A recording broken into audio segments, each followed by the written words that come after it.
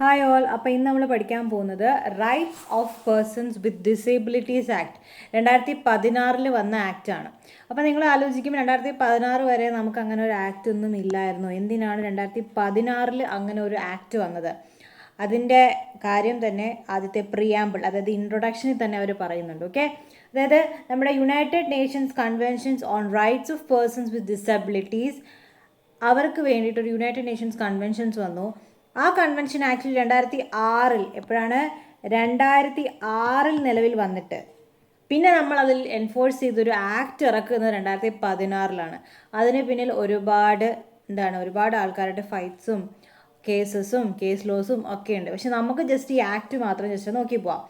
അപ്പോൾ ഈ ഒരു ആക്ട് വന്നത് 13 December 2006 UN general assembly convention on rights of persons with disability എന്ന് പറയുന്നൊരു ആക്ട് എന്ത് ചെയ്തു, അഡോപ്റ്റ് ചെയ്തതിനെ ബേസ് ചെയ്ത് വന്ന ഒരു ആക്റ്റാണ്. ഓക്കെ, അപ്പം ഇതിൽ കുറച്ച് പ്രിൻസിപ്പിൾസ് പറയുന്നുണ്ട്. എന്തിനാണ് ഈ റൈറ്റ്സ് ഓഫ് പേഴ്സൺസ് വിത്ത് ഡിസബിലിറ്റീസിനെ വെച്ച് കൺസിഡർ ചെയ്യുമ്പോൾ അവർക്ക് പേഴ്സൺസ് വിത്ത് ഡിസബിലിറ്റി ആയിട്ടുള്ള ആൾക്കാർക്ക് വേണ്ടിയിട്ടുള്ള കാര്യങ്ങൾ എന്തൊക്കെയാണ്, അതായത് നമ്മളിപ്പോൾ ഒരു ലോ ഇറക്കുന്നുണ്ടെങ്കിൽ ആ ലോയിൽ എന്തൊക്കെ കാര്യങ്ങൾ വേണം, അല്ലെങ്കിൽ അവർക്ക് വേണ്ടി ചെയ്യുന്ന സ്കീംസിൽ എന്തൊക്കെ ഇൻക്ലൂഡ് ചെയ്യണം എന്ന് നമുക്കൊരു ഡൗട്ട് തോന്നുവാണെങ്കിൽ we can come to where rights of persons with disabilities act 2016. അതിൽ പ്രിയാമ്പിളിൽ പറയുന്ന കുറച്ച് കാര്യങ്ങളുണ്ട്. ഓക്കെ, അപ്പം അതിൽ ഒന്നാമത്തെ കാര്യം എന്ന് പറയുന്നത് respect for inherent dignity, individual autonomy including the freedom to make one's own choices and independence of persons. അതായത് ഇൻഹെറൻറ്റ് ഡിഗ്നിറ്റി റെസ്പെക്റ്റ് ചെയ്യുക, ഓട്ടോണമി, ഇൻഡിവിജ്വൽ ഓട്ടോണമി കൊടുക്കുക, അതുപോലെ തന്നെ അവർക്ക് അവരുടേതായ ചോയ്സ് എടുക്കാനായിട്ടുള്ളൊരു ഫ്രീഡം കൊടുക്കുക, അവർ ഇൻഡിപെൻഡൻ്റ് ആക്കുക എന്നുള്ള കുറേ കാര്യങ്ങളാണ് ആദ്യം പറയുന്നത്. പിന്നെ നോൺ ഡിസ്ക്രിമിനേഷൻ അറിയാമല്ലോ. അപ്പം നമ്മളിപ്പം പേഴ്സൺ വിത്ത് ഡിസബിലിറ്റി ആയതുകൊണ്ട് അവരിതൊന്നും ചെയ്യേണ്ട, അല്ലെങ്കിൽ അവരങ്ങനെ ചെയ്യേണ്ട, നമ്മൾ കൂട്ടം കൊള്ളത്തില്ല, അങ്ങനെ ഒന്നും പറയാൻ പാടില്ല. There is A principle of non discrimination. അതുപോലെ തന്നെ full and effective participation and inclusion in society, അതായത് സൊസൈറ്റിയുടെ എല്ലാ കാര്യങ്ങൾക്കും അവർക്ക് ഫുള്ളും എഫക്റ്റീവുമായിട്ടുള്ളൊരു പാർട്ടിസിപ്പേഷൻ കൊടുക്കണം എന്ന് പറയുന്നു. അതുപോലെ തന്നെ ഈ പേഴ്സൺസ് വിത്ത് ഡിസബിലിറ്റിക്ക് കുറച്ച് ഡിഫറൻസും ഒക്കെ ഉണ്ട്. പക്ഷേ ആ ഡിഫറൻസിനുള്ളിൽ തന്നെ നമ്മൾ അവരെ അക്സെപ്റ്റ് ചെയ്യുക എന്നുള്ളത് നമ്മുടെ ഒരു ഹ്യൂമൻ ഡൈവേഴ്സിറ്റി അല്ലെങ്കിൽ ഹ്യൂമാനിറ്റേറിയൻ കൺസിഡറേഷനിൽ വളരെ ഇമ്പോർട്ടൻ്റ് ആണെന്ന് പറയുന്നു. അതുപോലെ ഓപ്പർച്യൂണിറ്റി, ഈക്വലായിട്ട് ഓപ്പർച്യൂണിറ്റി കൊടുക്കുക. ആക്സസിബിലിറ്റി, നമ്മളെപ്പോഴും കണ്ടിട്ടുണ്ട് പല ബിൽഡിങ്സിലും നമുക്ക് ഈ പേഴ്സൺസ് വിത്ത് ഡിസേബിലിറ്റിക്ക് ഫ്രണ്ട്ലി ആയിട്ട് നടക്കാൻ പറ്റാത്ത, അല്ലെങ്കിൽ അവർക്ക് സഞ്ചരിക്കാൻ അനുയോജ്യമായ ഒരു സംവിധാനങ്ങളും കൊടുക്കുന്നില്ല അല്ലേ. അതേസമയം ഒരു റാമ്പോ അല്ലെങ്കിൽ എന്തെങ്കിലും ഒരു സൗകര്യം കൊടുക്കുന്നെങ്കിൽ അത് വലിയ രീതിയിൽ കൊട്ടിഘോഷിച്ച് കൊടുക്കും. അങ്ങനെ കൊടുക്കേണ്ട കാര്യമല്ല. It's their right to have accessibility.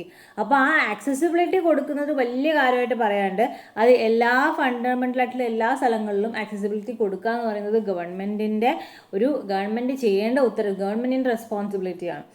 Okay, നമ്മൾ ഇപ്പോൾ ഈവൻ റോഡിൽ പോലും ഇവർക്ക് ആക്സസിബിലിറ്റി കൊടുക്കണം. നമ്മൾ കണ്ടിട്ടുണ്ടാകും പല ആൾക്കാരും ഈ വീൽ ചെയർ യൂസ് ചെയ്ത് എന്ത് ചെയ്യുന്നത്, റോഡ് ക്രോസ് ചെയ്യുന്നല്ല, റോഡ് ട്രാവൽ ചെയ്യുന്നവരുണ്ട്. So they can not walk അല്ലേ. അപ്പോൾ അവർക്ക് വാക്ക് ചെയ്യാൻ പറ്റാത്തത് കൊണ്ടാണ് അവർ യൂസിങ് ദിസ് മീൻസ്. അപ്പോൾ അതിന് സഞ്ചരിക്കാനുള്ള റാമ്പ് അല്ലെങ്കിൽ അതിന് സഞ്ചരിക്കാനുള്ള വാക്ക് വേ പോലും നമ്മുടെ ഇന്ത്യയിൽ പോലും ഇല്ല, കേരളയിൽ പോലും ഇല്ല. So that is one of the എന്താ പറയുക ഡ്രാസ്റ്റിക് ആയിട്ടുള്ളൊരു നമ്മൾ നോക്കി കാണേണ്ട ഒരു കാര്യമാണ്. സോ അപ്പോൾ അതാണ് പറയുന്നത് ആക്സസിബിലിറ്റി. പിന്നെ മെന്നും വിമനും തമ്മിലുള്ള ഇക്വാലിറ്റി, പിന്നെ respect for evolving capacities for children with disability, അതായത് നമ്മളെ ചിൽഡ്രൻ വിത്ത് ഡിസബിലിറ്റി ആയിട്ടുള്ള ആ കുട്ടികളെ മാറ്റി നിർത്താതെ അവർക്കും അവരുടെ ഈക്വൽ ആക്സസ് ആയിട്ടുള്ള എല്ലാ കാര്യങ്ങളും കൊടുക്കുക, അവർക്ക് റെസ്പെക്റ്റ് കൊടുക്കുക, അവരുടെ റൈറ്റ്സ് മനസ്സിലാക്കി കൊടുക്കുക. അതുപോലെ അവരുടെ ഐഡൻറ്റിറ്റി, ഒരു പേഴ്സൻ്റെ identity is not how they look അല്ലേ, അവർ കാണുന്നതിലൊന്നുമല്ല, അവരുടെ ആറ്റിറ്റ്യൂഡ് അല്ലെങ്കിൽ അവരുടെ മൊത്തത്തിലൊരു ബിഹേവിയർ, അവരുടെ ആ ഒരു കഴിവ്, ടാലൻറ്റ്, ഇതെല്ലാം കൂടെ കൺഫേം ചെയ്ത് വരുന്നൊരു സാധനമാണ് ഒരു മനുഷ്യൻ എന്ന് പറയുന്നത്. ഓക്കെ, അപ്പോൾ അതിന് അവരെ എബിലിറ്റി, അവരെ ഐഡൻറ്റിറ്റീനെ പ്രിസർവ് ചെയ്യുക. അതായത് ഇപ്പം നീ ഇങ്ങനെ ഇരുന്നത് കൊണ്ട് നിനക്കിത് ചെയ്യാൻ പറ്റില്ല, നീ അങ്ങോട്ട് മാറി നിൽക്കുക എന്ന് പറഞ്ഞവർ മാറ്റി നിർത്താതെ നിൻ്റെ ഐഡൻറ്റിറ്റി ഇതാണ്, but you can do more, അല്ലെങ്കിൽ നിൻ്റെ ഐഡൻറ്റിറ്റി വെച്ച് you are capable of being A good human എന്ന് പറയുന്നൊരു കൺസിഡറേഷൻ നമ്മളിവിടെ കൊടുക്കണം. ഓക്കെ, ഇനി ഇന്ത്യ എന്ന് പറയുന്നത് ഈ കൺവെൻഷൻ്റെ ഒരു സിഗ്നറ്ററിയാണ്.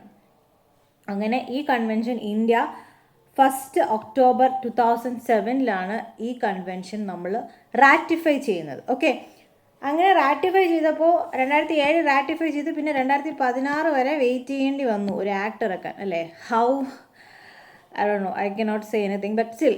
ഓക്കെ, അപ്പോൾ അതാണ് നമ്മൾ അറിഞ്ഞിരിക്കേണ്ട കാര്യം. ഇനി നമ്മൾ വരുന്നത് ചാപ്റ്റർ 1 പ്രിലിമിനറി കാര്യങ്ങൾ, അതായത് ഷോർട്ട് ആയിട്ടുള്ള കമൻസ്മെൻറ്റും ഡെഫിനേഷൻസും ആണ് ഇതിൽ വരുന്നത്. ഈ ആക്ടിന് rights of persons with disability act 2016 എന്ന് അറിയപ്പെടും. ഇത് സെൻട്രൽ ഗവൺമെൻറ് പറയുന്ന ഡേറ്റിലായിരിക്കും അത് ഫോഴ്സിലേക്ക് വരുന്നത്.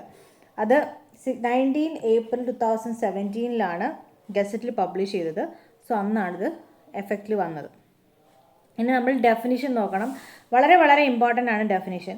അതിൽ അപ്പലേറ്റ് അതോറിറ്റി എന്ന് പറയുന്നത് സെക്ഷൻ 14 Clause 3 പറഞ്ഞിരിക്കുന്ന ഏരിയയും സെക്ഷൻ 53 Clause 1 പറഞ്ഞിരിക്കുന്ന, അല്ലെങ്കിൽ സെക്ഷൻ 59 Clause L പറഞ്ഞിരിക്കുന്ന ഏരിയയുമാണ് അപ്പലേറ്റ് അതോറിറ്റി എന്ന് പറയുന്നത്. അത് വിട്, അത് നോക്കിയില്ലെങ്കിൽ കുഴപ്പമില്ല. അടുത്തത് വളരെ ഇമ്പോർട്ടൻ്റ് ആണ്, അപ്രോപ്രിയേറ്റ് ഗവൺമെൻറ്. അപ്രോപ്രിയേറ്റ് ഗവൺമെൻറ് എന്ന് പറയുമ്പോൾ സെൻട്രൽ ഗവൺമെൻറ് അല്ലെങ്കിൽ സെൻട്രൽ ഗവൺമെൻറ് എസ്റ്റാബ്ലിഷ് ചെയ്ത ഒരു ഫൈനാൻസ് ചെയ്യുന്ന ഒരു സ്ഥാപനമായിരിക്കാം അത്, അല്ലെങ്കിൽ കണ്ടോൺമെൻറ്റ് ബോർഡിൻ്റെ കാര്യം വരുമ്പോൾ സെൻട്രൽ ഗവൺമെൻറ് ഇടപെടും. അതേസമയം കണ്ടോൺമെൻറ്റ് ബോർഡ് ഒഴികെ സ്റ്റേറ്റ് ഗവൺമെൻറ് എസ്റ്റാബ്ലിഷ് ചെയ്തിരിക്കുന്ന ഏതൊരു authority, including local authority, state government ആയിരിക്കും appropriate government.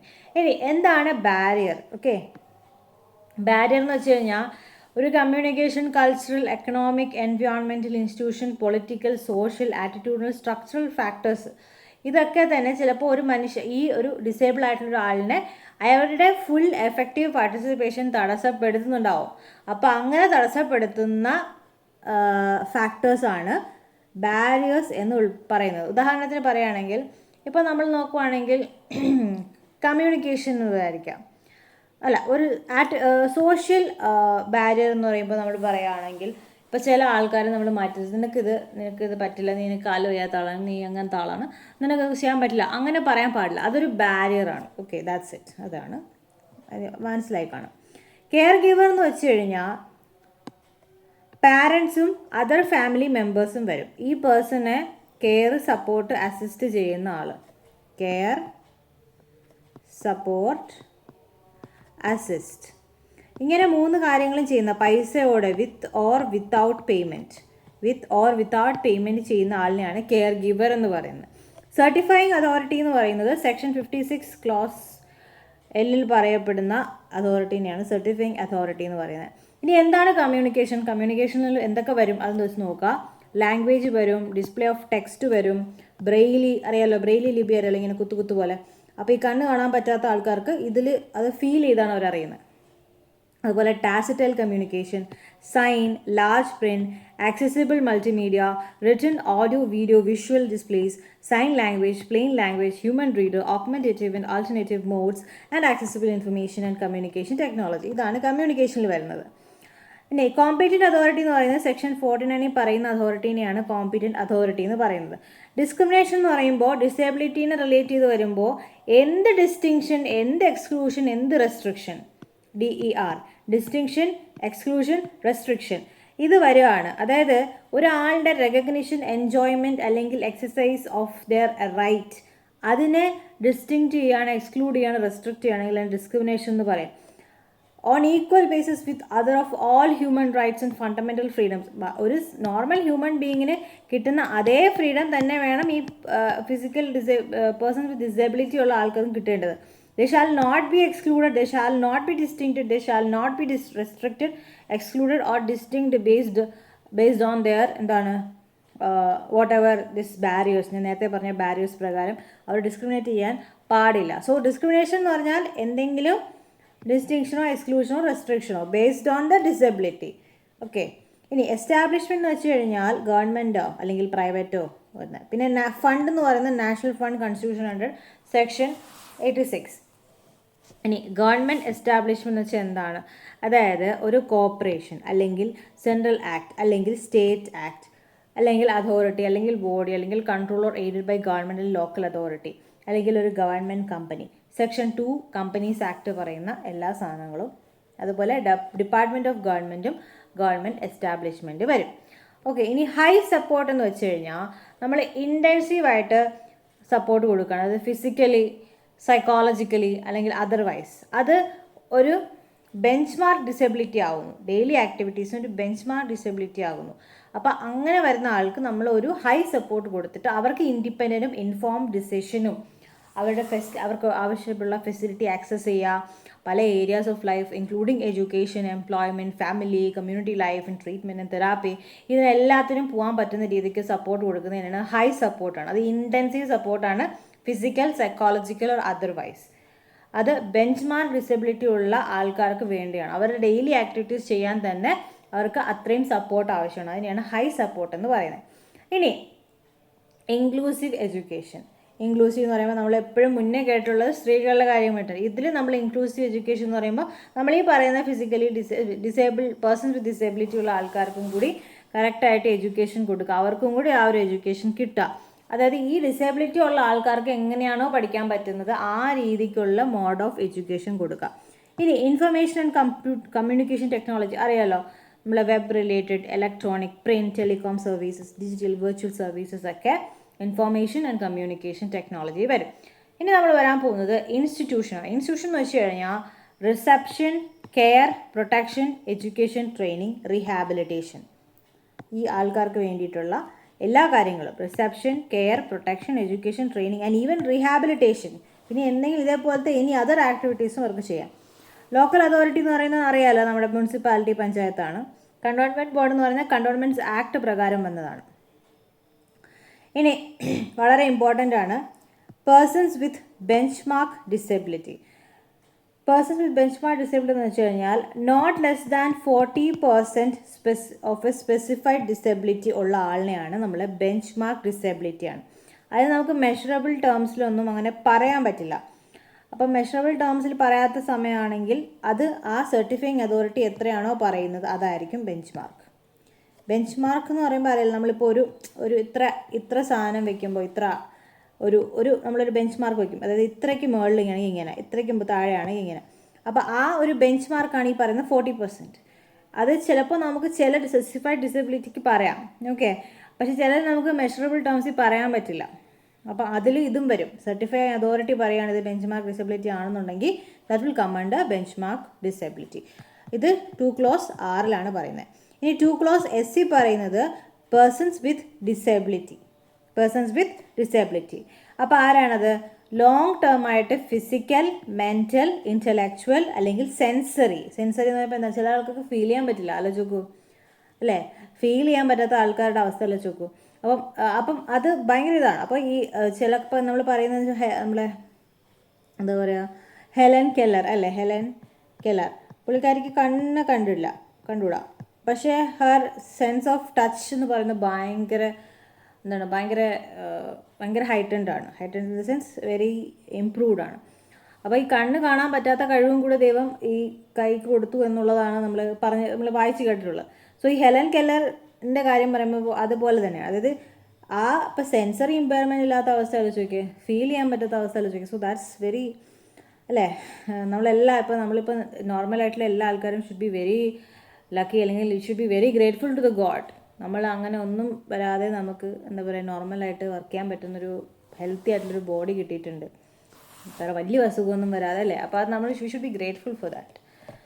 Okay, so person with disability എന്ന് പറയുന്നതെന്ന് വെച്ച് കഴിഞ്ഞാൽ ലോങ് ടേം ആയിട്ട് ഫിസിക്കൽ, മെൻ്റൽ, ഇൻ്റലക്ച്വൽ അല്ലെങ്കിൽ സെൻസറി ഇമ്പയർമെൻ്റ് ഉള്ള, അത് ബാരിയേഴ്സുമായിട്ട് ഇൻറ്ററാക്ട് ചെയ്യുന്ന സമയത്ത് അവർക്ക് അവരുടെ കാര്യങ്ങൾ സൊസൈറ്റിയുമായിട്ട് ഫുള്ളും എഫക്റ്റീവുമായിട്ട് പാർട്ടിസിപ്പേറ്റ് ചെയ്യാൻ പറ്റാത്ത അവസ്ഥേനെയാണ് പേഴ്സൺ വിത്ത് ഡിസബിലിറ്റി എന്ന് പറയുന്നത്.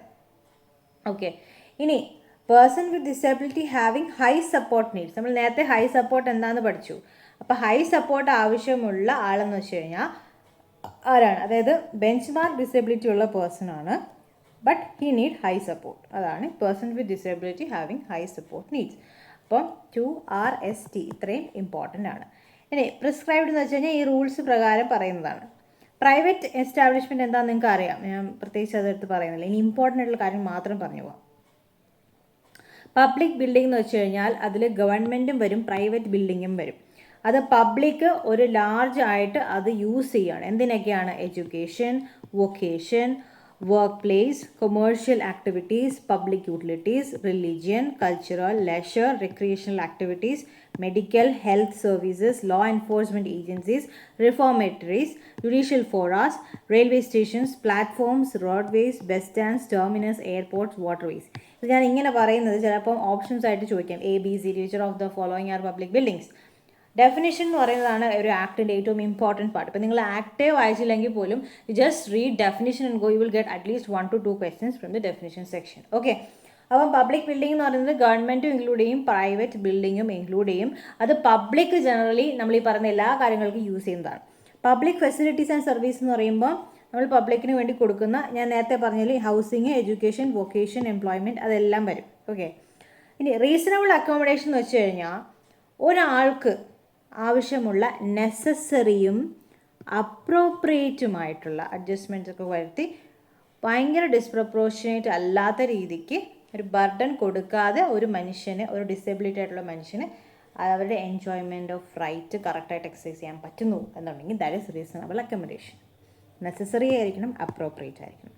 രജിസ്റ്റേർഡ് ഓർഗനൈസേഷൻ എന്ന് വെച്ച് കഴിഞ്ഞാൽ ഇപ്പം association of persons with disability അല്ലെങ്കിൽ ഡിസേബിൾഡ് പേഴ്സൺസ് ഓർഗനൈസേഷൻ ആയിരിക്കും, അല്ലെങ്കിൽ പേഴ്സൺസ് ഓഫ് പാരൻസ്. അത് നമുക്കറിയാം, ഓട്ടിസം ബാധിച്ച കുട്ടികൾക്കൊക്കെ അറിയാം. അപ്പോൾ അവരുടെ പാരൻസ് എല്ലാം കൂടെ ചേർന്ന ഒരു ഓർഗനൈസേഷൻ. ഇതെന്ന് പറയുന്നത് എല്ലാ ഓർഗനൈസേഷൻസ്, ഒരു നോട്ട് പ്രോഫിറ്റ് കമ്പനി, ഇതൊക്കെ ഒരു പാർലമെൻറ്റോ അല്ലെങ്കിൽ സ്റ്റേറ്റ് ലെജിസ്ലേഷനോ പ്രകാരം രജിസ്റ്റർ ചെയ്തിരിക്കുന്ന എന്താണ് ഓർഗനൈസേഷൻസിനെയാണ് ഈ രജിസ്റ്റേർഡ് ഓർഗനൈസേഷൻ എന്ന് പറയുന്നത്. റീഹാബിലിറ്റേഷൻ എന്ന് വെച്ചാൽ എന്താണ് നമുക്കറിയാം, ഒരു മനുഷ്യൻ്റെ ഏറ്റവും ഒപ്റ്റിമൽ, അത് മനുഷ്യനെ ഉദ്ദേശിക്കുന്നത് എല്ലാവരെയുമാണ് കേട്ടോ. റീഹാബിലിറ്റേഷൻ നമ്മൾ അങ്ങനെയാണ് ഇൻക്ലൂഡ് ചെയ്യുന്നത്. അപ്പോൾ അതിൽ ഈ പേഴ്സൺ വിത്ത് ഡിസേബിലിറ്റിയും വരും. അപ്പോൾ അവർക്ക് എങ്ങനെയാണ് റീഹാബിലിറ്റേഷൻ കൊടുക്കുക? ഒന്ന്, optimal physical, sensory, intellectual, psychological, environment and social function. Optimal ആയിട്ടുള്ള physical, sensory, intellectual, psychological, environmental, social function ലെവൽസിനെയാണ് റീഹാബിലിറ്റേഷൻ പറയുക. അതായത് ഈ റീഹാബിലിറ്റേഷൻ കഴിഞ്ഞതോടുകൂടി അവർക്ക് ഇതെല്ലാം ഒപ്റ്റിമം പോയിന്റിൽ എത്തിക്കാൻ പറയും. It's A process. Okay, rehabilitation എന്ന് പറഞ്ഞൊരു പ്രോസസ്സാണ്. ഇപ്പം നമ്മൾ റീഹാബിലിറ്റേഷൻ എന്താണ്, അവരെ നമ്മൾ തിരിച്ച് സൊസൈറ്റിയിലേക്ക് ഇൻക്ലൂസീവായിട്ട് കൊണ്ടുവരാം, അല്ലെങ്കിൽ അവർ ആ ഉള്ള സൊസൈറ്റീനെ കുറച്ചുകൂടി ഇൻക്ലൂസീവ് ആക്കി കഴിയുമ്പോൾ റീഹാബിലിറ്റേഷൻ പാതി അച്ചീവ് അല്ലേ. നമ്മുടെ സൊസൈറ്റിയുടെ കണ്ണുകളിൽ കൂടി നോക്കുമ്പോഴാണ് ഒരു മനുഷ്യന് അല്ലേ അത്. അപ്പോൾ സൊസൈറ്റിയിൽ ജീവിക്കണം എന്നുണ്ടെങ്കിൽ അവരെയും കൂടി അതിൽ ഇൻക്ലൂഡ് ആക്കണം. Society should be more open അല്ലേ, open to any kind of എന്താ പറയുക ഡിസേബിലിറ്റി പീപ്പിൾ. അപ്പം അത്രയും ഓപ്പൺ ആയിട്ട് ആവണം. അപ്പോൾ സൊസൈറ്റി ഓപ്പൺ ആവുന്നതനുസരിച്ച് നോർമലി നമുക്ക് ഈ ഒരു പ്രൊസീജിയറും ഈസി ആയിട്ട് കൊണ്ടുപോകാം. ഓക്കെ, അടുത്തത് സ്പെഷ്യൽ എംപ്ലോയ്മെൻറ്റ് എക്സ്ചേഞ്ച് എന്ന് വെച്ച് കഴിഞ്ഞാൽ അതൊരു ഓഫീസോ പ്ലേസോ ആയിരിക്കും. അത് ഗവൺമെൻറ് ഇവരെ പറ്റിയുള്ള ഇൻഫർമേഷൻ കളക്ഷനൊക്കെ എടുത്തതിന് ശേഷം അവർക്ക് എംപ്ലോയ്മെൻറ്റ് ആവശ്യമുള്ളവർക്ക് എംപ്ലോയ്മെൻറ്റ് കൊടുക്കുക, പേഴ്സൺസ് വിത്ത് ബെഞ്ച് മാർക്ക് ഡിസേബിലിറ്റിക്ക് എംപ്ലോയ്മെൻറ്റ് കൊടുക്കുക, അതുപോലെ അപ്പോയിൻറ്റ് ചെയ്യാനായിട്ട് കൊടുക്കുക. അതെല്ലാമാണ് അതിൽ വരുന്നത്. സ്പെസിഫൈഡ് ഡിസബിലിറ്റി എന്ന് വെച്ച് കഴിഞ്ഞാൽ ഒരു ഷെഡ്യൂളുണ്ട്. ആ ഷെഡ്യൂളിൽ പറയുന്ന സാധനത്തിനെയാണ് സ്പെസിഫൈഡ് ഡിസബിലിറ്റി എന്ന് പറയുന്നത്. അത് ZD പറയുന്നത്. ZD എന്ന് പറയുന്ന ട്രാൻസ്പോർട്ടേഷൻ ഞാൻ നേരത്തെ പറഞ്ഞില്ലേ. അതേപോലെ യൂണിവേഴ്സൽ ഡിസൈൻ എന്ന് വെച്ച് കഴിഞ്ഞാൽ ഇപ്പം ഞാൻ പറഞ്ഞുതരാം. ഇപ്പം നമ്മളൊരു മിൽമ പാൽ അല്ലെങ്കിൽ എന്തെങ്കിലും പാൽ വാങ്ങുമെന്ന് വിചാരിച്ചു. അതിൽ ഇപ്പോൾ കണ്ണ് കാണാത്ത മനുഷ്യനൊന്ന് എടുത്തു കഴിഞ്ഞാൽ അത് മിൽമ പാലെന്ന് എങ്ങനെ അറിയും? അത് തൈരായി കൂടെ. So how can we improve that? നമുക്കതിൽ ബ്രെയിലി സിസ്റ്റം കൊണ്ടുവരാം. അതിൽ വോയിസ് അസിസ്റ്റഡ് സിസ്റ്റം നമുക്ക് ഈ ഒരു റെഫ്രിജറേറ്ററിൽ വെക്കാം. അപ്പോൾ അത് വെച്ച് അവർക്ക് കറക്റ്റായിട്ട് ഇത് ഏതാണ് അവരെടുക്കുന്നത്, ഒരു QR കോഡ്. അപ്പോൾ അങ്ങനത്തെ സാധനങ്ങൾ നമ്മൾ ഇന്ത്യയിൽ വന്ന് കഴിഞ്ഞാൽ കണ്ടിട്ടില്ല. But we can include such things, right? അപ്പോൾ അങ്ങനത്തെ ഒരു യൂണിവേഴ്സൽ ഡിസൈൻ, അതാണ് യൂണിവേഴ്സൽ ഡിസൈൻ എന്ന് പറയുന്നത്.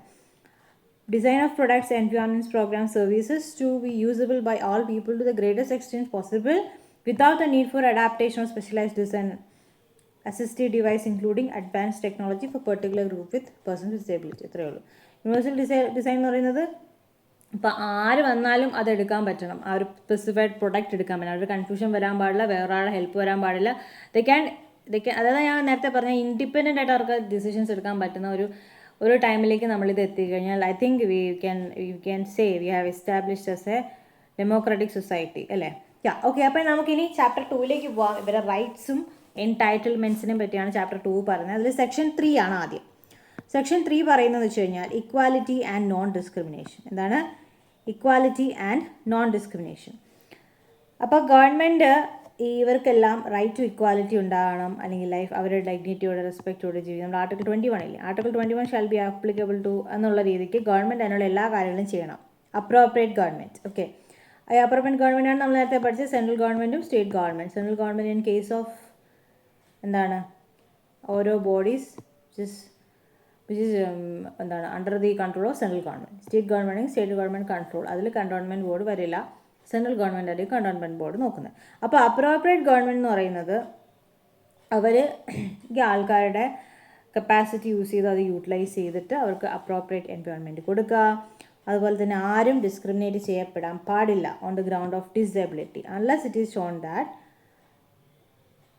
ആ ആക്ട് അല്ലെങ്കിൽ ഒമിഷൻ എന്ന് പറയുന്നത് is A proportionate means of achieving A legitimate aim. ഉദാഹരണത്തിന് ഇപ്പോൾ ഒരു കണ്ണ് കാണാത്ത ഒരാളിനെ ആരാച്ചറാക്കിയെന്ന് വിചാരിക്കുക. ഓക്കെ, അപ്പോൾ അതെന്താണ്, അയാൾ ആക്കാൻ പറ്റില്ല, കാരണം അതിന് കുറച്ച് കാര്യങ്ങളുണ്ട്. കണ്ണ് കാണാത്ത ആളിനെ നമുക്കത് എന്ത് ചെയ്യാൻ പറ്റില്ല, ആക്കാൻ പറ്റില്ല. വേറെ ആരെങ്കിലും പിടിച്ച് അയാൾ ചെയ്ത് കഴിഞ്ഞാലോ നമുക്ക് അറിയാൻ പറ്റില്ല. സോ അതാണ് ഒരു ലെജിറ്റിമേറ്റ് എയിമിന് വേണ്ടിയിട്ട് നമുക്ക് വേണമെങ്കിൽ ഡിസ്ക്രിമിനേഷൻ കൊടുക്കാം, പക്ഷേ സിംപിളി അയാൾ അതായതുകൊണ്ടെന്ന് പറയാൻ പറ്റില്ല. ഓക്കെ, അതാണ് ഇത് ഇമ്പോർട്ടൻ്റ് ആണ്. പല നമ്മൾ സുപ്രീം കോടതിയിലെ കേസസിലും ഇത് കാണാറുണ്ട്. ഓക്കെ, ബിക്കോസ് ദിസ് പീപ്പിൾ, അതായത് right people with disability has fought a long way to get this act. ഇപ്പോഴും അത് ആക്ട് രൂപത്തിൽ കിടക്കുന്നേ ലൈക്ക് നമ്മൾ അതിൻ്റെ എൻഫോഴ്സിബിലിറ്റി ഒന്നും നമ്മൾ ഫുള്ളി കണ്ടിട്ടില്ല അല്ലേ. വളരെ റെയറായിട്ട്, റെയറസ്റ്റ് ഓഫ് ദി റെയർ എന്ന് പറയുന്ന പോലെ വളരെ റെയറായിട്ടൊക്കെ നമ്മൾ കാണാറുള്ളൂ. Okay, no person shall be deprived of his or her personal liberty only on the ground of disability ആണെന്ന് മാത്രം കൊണ്ട് അയാളുടെ പേഴ്സണൽ ലിബർട്ടി തളച്ചു വയ്ക്കാൻ പാടില്ല. അതുകൊണ്ട് തന്നെ അപ്രോപ്രിയേറ്റ് ഗവൺമെൻറ് അതിന് വേണ്ടി റീസണബിൾ അക്കോമഡേഷൻ കൊടുക്കുക, അങ്ങനത്തെ കാര്യങ്ങൾ ചെയ്യുക. ഇനി women and children with disability, ഇതാണ് സെക്ഷൻ 4 പറയുന്നത്. അപ്രോപ്രിയേറ്റ് ഗവൺമെൻറ്റും ലോക്കൽ അതോറിറ്റിയും വിമനും ചിൽഡ്രൻ വിത്ത് ഡിസബിലിറ്റി അവരുടെ റൈറ്റ് ഈക്വലി അവരോട് ബാക്കിയുള്ളവരോട് ചെയ്യാനായിട്ടുള്ള എല്ലാ കാര്യങ്ങളും ചെയ്യുക, അങ്ങനത്തെ കാര്യങ്ങൾ. അടുത്തത് കമ്മ്യൂണിറ്റി ലൈഫ്. അതായത് നമ്മൾ പറയും person with disability should have right to live in ഒരു കമ്മ്യൂണിറ്റിയിൽ ജീവിക്കാനുള്ള ഒരു അധികാരം, അവർക്കൊരു റൈറ്റ് ഉണ്ട്. ഓക്കെ, അപ്പോൾ അത് കൊടുക്കുക. അത് കൊടുക്കേണ്ടത് ആരാണ്? അപ്രോപ്രിയേറ്റ് ഗവൺമെൻറ് ആണ്. അതേസമയം ഒരു പെർട്ടിക്കുലർ ലിവിങ് അറേഞ്ച്മെൻറ്റിൽ തന്നെ താമസിക്കണമെന്ന് ഗവൺമെൻറ്റിന് പറയാൻ പറ്റില്ല. ഓക്കെ, അപ്പം അതുപോലെ തന്നെ അവർക്ക് ഇഷ്ടമുള്ളടത്ത് പോയി താമസിക്കാം, അങ്ങനത്തെ കാര്യങ്ങൾ. അതുപോലെ അവർക്ക് in house residential community support service വേണമെങ്കിൽ ആൾക്കാരെ വെച്ച് കൊടുക്കുക, ഹൗസ് കീപ്പർ, അങ്ങനത്തെ പല പേഴ്സണൽ അസിസ്റ്റൻസ് വരെ ഇവർക്ക് കൊടുക്കാം. ഇതാണ് കമ്മ്യൂണിറ്റി ലൈഫ് എന്ന് പറയുന്നത്. ഇനി protection from cruelty and inhuman treatment. അതായത് ഇത് കുറച്ച് ടോർച്ചർ, ക്രൂവൽ, ഇൻഹ്യൂമൻ അല്ലെങ്കിൽ ഡിഗ്രേഡിങ് ആയിട്ടുള്ള ട്രീറ്റ്മെൻറ്റിൽ നിന്ന് ഇവരെയൊക്കെ പ്രൊട്ടക്ട് ചെയ്യേണ്ടത് ആരാണ്? അപ്രോപ്രിയേറ്റ് ഗവൺമെൻറ് ആണ്. No person with disability shall be subject to any research without is. ഇപ്പോൾ നമ്മളിപ്പോൾ ഒരുപാട് ആൾക്കാർ ഇങ്ങനെ സർവേ ഒക്കെ നടക്കാൻ പോകും. അപ്പോൾ ഇവരെ പിറകെ പോയി പറയൂ അങ്ങനെ പറ്റില്ല. അവരെ ഫ്രീ കൺസെൻറ്റിൽ മാത്രമേ അവരെ ഫ്രീ ആയിട്ട് വിടാം. അവർ സമ്മതമാണെങ്കിൽ മാത്രം അവരിൽ നിന്ന് ഇൻഫർമേഷൻ കളക്ട് ചെയ്താൽ മതി. പിന്നെ prior permission of a committee of research or disability constituted in the prescribed manner by the appropriate government, which not less than half of the members shall themselves be either disability or member of registered organization as defined in 2 clause Z. അതായത് ഒന്നെന്ന് പറയുന്നത് നമുക്ക് അവരുടെ അടുത്ത് പോയി നിങ്ങളിതായതുകൊണ്ട് നിങ്ങൾ പറഞ്ഞേ പറ്റൂ, നിങ്ങൾ ഡിസേബിൾ ആയതുകൊണ്ട് പറഞ്ഞേ പറ്റൂ, അങ്ങനെ നിർബന്ധിക്കാൻ പറ്റില്ല. അവർക്ക് അവരുടെ ഫ്രീ കൺസെൻറ്റ് കൊടുക്കുക. അതുപോലെ തന്നെ അതോടുകൂടി തന്നെ അവർക്ക് ഒരു പ്രയർ പെർമിഷൻ എടുക്കണം. ആരെ പെർമിഷനാണ് വേണ്ടത്? കമ്മിറ്റി ഫോർ റിസർച്ച് ഓൺ ഡിസബിലിറ്റിയുടെ പെർമിഷൻ വേണം. അത് അപ്രോപ്രിയേറ്റ് ഗവൺമെൻറ് ആണ് അപ്പോയിൻറ്റ് ചെയ്യുന്നത്. അതിൽ not less than half of the members are ഈ ഡിസേബിൾ ആയിട്ടുള്ള ആൾക്കാർ തന്നെ ആയിരിക്കണം. അതിൽ പകുതിയെങ്കിലും അത് തന്നെ ആയിരിക്കണം. നോട്ട് ലെസ് ദാൻ ഹാഫ്, പകുതി, നോട്ട് ലെസ് ദാൻ ഹാഫ്, ഹാഫിൽ കുറയാത്ത ആൾക്കാർ ഇവരുടെ ആൾക്കാർ തന്നെ ആയിരിക്കണം. ഇനി protection from abuse, violence and exploitation. Appropriate government ഇതുപോലെ കാര്യങ്ങൾ അത് ചെയ്യുക. അബ്യൂസ്, വയലൻസ്, എക്സ്പ്ലോയിറ്റേഷൻ അവർക്ക് ലീഗൽ റെമഡി ചെയ്ത് കൊടുക്കുക. റിപ്പോർട്ടിങ്ങിൻ്റെ പ്രൊസീജിയേഴ്സ് എല്ലാം അങ്ങനത്തെ ഇൻസിഡൻറ്റ് വരാതിരിക്കാനായിട്ട് അത് അവോയ്ഡ് ചെയ്യാനായിട്ട് അതിൻ്റെ കറക്റ്റ് റിപ്പോർട്ടിംഗ് മെക്കാനിസം കൊടുക്കുക. Rescue, protect and rehabilitate awareness കൊടുക്കുക. പബ്ലിക്കിന് ഇൻഫർമേഷൻ അവൈലബിൾ ആക്കുക. ഇനി any person or registered organization who or which has reason to believe that an act of abuse or violence has been or is being or is likely to be committed in any person, അവർക്ക് എന്ത് ചെയ്യുക? അപ്പം നമുക്ക് തോന്നുവാണ് ഇന്ന ഒരാൾക്ക് ഇങ്ങനൊരു പ്രശ്നം ഉണ്ടെങ്കിൽ നമുക്ക് ആ ലിമിറ്റിലുള്ള എക്സിക്യൂട്ടീവ് മജിസ്ട്രേറ്റിന് ഒരു ഇൻഫർമേഷൻ കൊടുക്കാം. അങ്ങനെ ഇൻഫർമേഷൻ കിട്ടിക്കഴിഞ്ഞാൽ എക്സിക്യൂട്ടീവ് മജിസ്ട്രേറ്റ് അത് സ്റ്റോപ്പ് ചെയ്യാനായിട്ടുള്ള എല്ലാ കാര്യങ്ങളും എടുക്കാം. അദ്ദേഹത്തിന് ആ ഓർഡറും പാസ്സാക്കാം. എന്തൊക്കെ ഓർഡർ പാസ്സാക്കാം?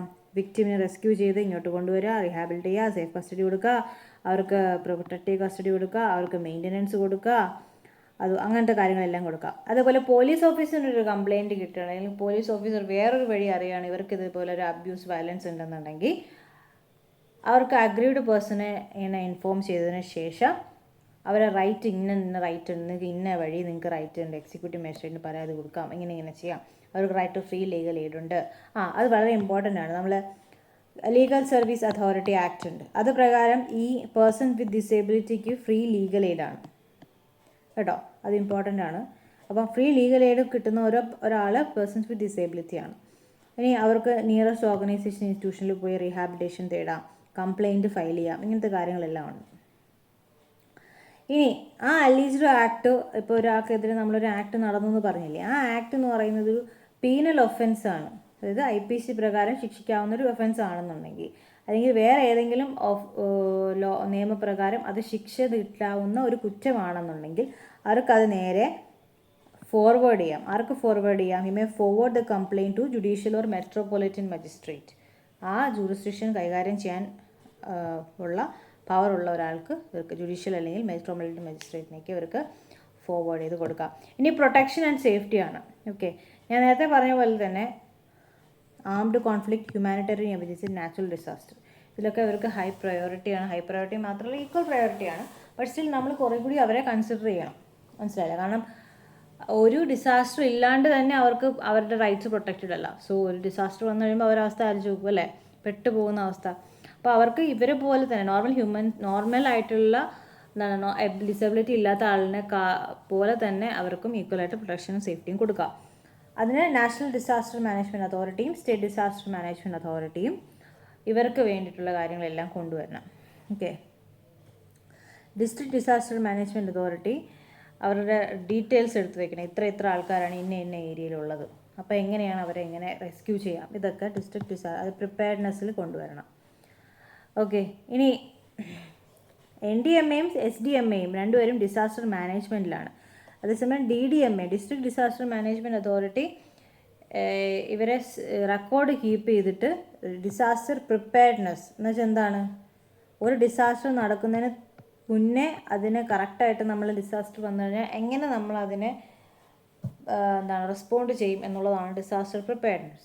അപ്പം ഡിസ്ട്രിക്ട് ഡിസാസ്റ്റർ മാനേജ്മെൻറ്റ് അതോറിറ്റി എന്ന് പറയുന്നത് നേരത്തെ കൂട്ടി ഇത് എന്തൊക്കെ ചെയ്യാൻ പറ്റും, ഇവർ എത്ര ആൾക്കാരുണ്ട്, അവരെങ്ങനെ റെസ്ക്യൂ ചെയ്യാൻ പറ്റും ഒരു ഡിസാസ്റ്റർ വന്നു കഴിഞ്ഞാൽ സപ്പോസ് എന്നുള്ളതാണ്. ഓക്കെ, അങ്ങനെ ഡിസാസ്റ്റർ പ്രിപ്പയർനെസ് ചെയ്ത് വെക്കണം എന്നാണ് ഇത് ആക്ട് പറയുന്നത്.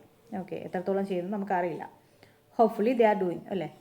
Okay, the authorities engaged in reconstruction activities subsequent to any situation of risk, armed conflict to natural disasters shall undertake any such activities in consultation with the concerned state commission in accordance with the accessibility requirements of persons with disability. അതായത് അവരെ consider ചെയ്തിട്ട് വേണം ഇതെല്ലാം എടുക്കാൻ. ഹോമും family. Okay, അതായത് disability ഉള്ളത് കൊണ്ട് മാത്രം ഒരു കൊച്ചിനെ അവരുടെ വീട്ടിൽ നിന്ന് മാറ്റി നിർത്താൻ പറ്റില്ല. എക്സെപ്റ്റ് എന്തൊക്കെയാണ്, 2 കേസസ് ആണ്.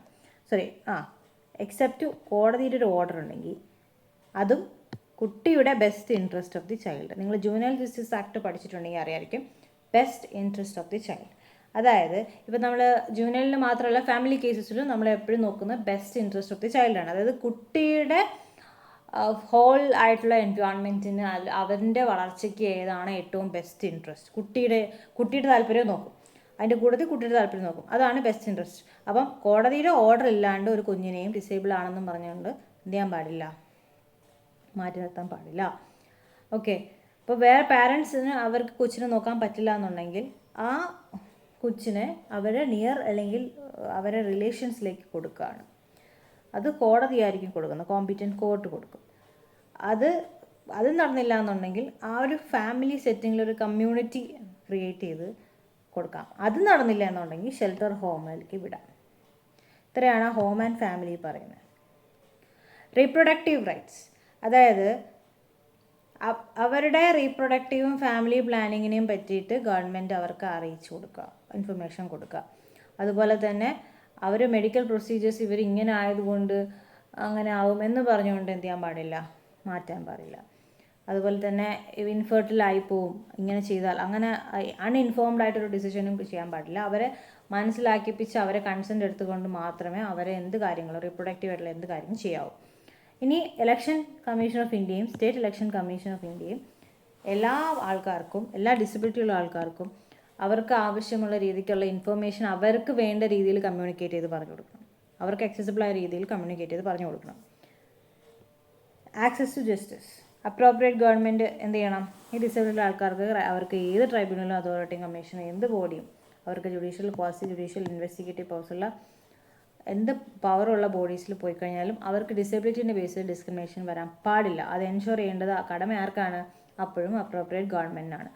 അതുപോലെ തന്നെ ഇവരങ്ങനെ വരുന്ന സമയത്ത് അവർക്ക് ഹൈ സപ്പോർട്ട് കൊടുക്കേണ്ടതും അപ്രോപ്രിയേറ്റ് ഗവൺമെൻറ് തന്നെ എടുക്കണം. നൽസ, അതായത് നാഷണൽ ലീഗൽ സർവീസ് അതോറിറ്റിയും KELSA, Kerala state legal service authority എന്ത് ചെയ്യണം? അവർക്ക് ഇങ്ങനെ സ്കീമുണ്ട്, പ്രോഗ്രാമുണ്ട്, ഫെസിലിറ്റി ഉണ്ടെന്ന കാര്യങ്ങളെല്ലാം അവർക്ക് അറിയിച്ചു കൊടുക്കണം. അതുപോലെ തന്നെ എല്ലാ പബ്ലിക് ഡോക്യുമെൻറ്റ്സും ഞാൻ പറയില്ലേ ബ്രെയിലി ലിപിയിലൊക്കെ ആക്കി കൊടുക്കണം. ലോസൊക്കെ ആക്കുന്നെന്ന് തോന്നുന്നു.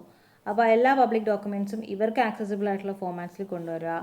ഫയലിംഗ് ഡിപ്പാർട്ട്മെൻറ്റ്സ് രജിസ്ട്രി അല്ലെങ്കിൽ ഓഫീസ് ഓഫ് റെക്കോർഡ്സ് ഇവർക്ക് വേണ്ടിയിട്ടുള്ള ഫയലിംഗ്, സ്റ്റോറിംഗ്, റെഫറിംഗ് ഒക്കെ ഈ രീതിക്ക് ആക്സസിബിൾ ഫോർമാറ്റിലേക്ക് മാറ്റണം. അതുപോലെ ഇവർക്ക് വേണ്ടിയുള്ള ഫെസിലിറ്റീസ്, എക്യുപ്മെൻറ്റ്സ് എല്ലാം ഇവർക്ക് കൊടുക്കണം. ലീഗൽ കപ്പാസിറ്റി, ഇത് നമുക്ക് അടുത്ത ക്ലാസ്സിൽ പഠിക്കാം. ഇപ്പോൾ തന്നെ 1/2 മണിക്കൂറായി. അപ്പോൾ ഇത്രയും ജസ്റ്റ് നിങ്ങൾ വായിച്ച് നോക്കുക. എന്നിട്ട് നമുക്ക് അടുത്ത ക്ലാസ്സിൽ കാണാം. ക്ലാസ് ഇഷ്ടപ്പെട്ടുവാണെങ്കിൽ കമൻറ്റ് ചെയ്യുക. എന്തെങ്കിലും ഡൗട്ട്സ് ഉണ്ടെങ്കിൽ താഴെ പറയുക. C together we can build എന്താ പറയുക ഈ ഹ്യൂമാനിറ്റേറിയൻ, ഞാൻ പറയില്ല നമ്മൾ ഗ്രേറ്റസ്റ്റ് നേഷൻ എന്നാണെന്ന് ഞാൻ പറയില്ല. We should be like democratic ആയിട്ടുള്ള നമ്മൾ തിങ്ക് ചെയ്യുന്ന ഒരു കൂട്ടം ആൾക്കാരാണ് വേണ്ടത് അല്ലേ. ഓക്കെ, അപ്പോൾ നമ്മൾ ഇന്ന് പഠിച്ചത് സെക്ഷൻ 12 വരെയാണ് കേട്ടോ. സെക്ഷൻ 1 to സെക്ഷൻ 12 വരെയാണ്. ജസ്റ്റ് ഒന്ന് വായിച്ച് നോക്കാം. C you next video. Until then bye. ഇതുപോലത്തെ വീഡിയോസ് വേണമെങ്കിൽ പറയാം. നിങ്ങൾക്ക് ഇഷ്ടമുള്ള ടോപ്പിക്സ് പറഞ്ഞു കഴിഞ്ഞാൽ അതും ഞാൻ എടുത്തു തരാം. Okay, thank you so much. See you next video. ഞാൻ നേരത്തെ പറഞ്ഞ പോലെ definition sections most important area in any examination, legal related എക്സാമിനേഷനിൽ ഏത് ആക്ട് പറഞ്ഞാലും അതിലെ ഡെഫിനേഷൻ നിങ്ങൾ പച്ചവെള്ളം പോലെ പഠിച്ചിരിക്കണം. കാരണം അതിൽ നിന്ന് ക്വസ്റ്റ്യൻ വരും. Thank you so much. See you by.